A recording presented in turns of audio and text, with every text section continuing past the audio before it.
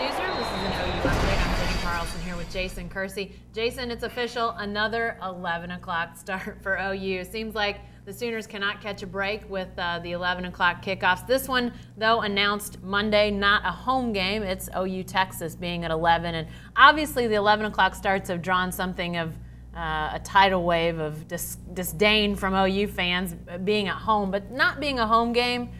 Is it quite the level of disgust that we've seen with some of these other games? Well, I think people are upset about the 11 a.m. kick in Dallas just because that means that a lot of them have to go down the night before.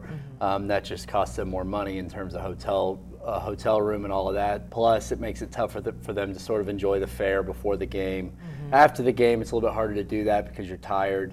So, I mean, I think there's a lot of reasons why people are upset about the OU Texas game being an 11 a.m. kick, but it's completely different for a lot of reasons. Well, let's talk about that because it isn't a normal game. Obviously, the neutral site, the state fair aspect of things. What does it boil down to when we're talking about early kickoff for OU Texas? Well, Joe Castiglione has told me a few times that every year the networks call him and they call Texas and they ask for this game to be moved to prime time, and they always say no because they're just never going to do that because that part of town is not the best part of town.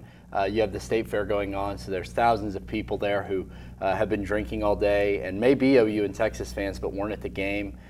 So there's a whole lot more potential for bad things to happen if you play that game at night. Plus, parking situation is even more of a nightmare.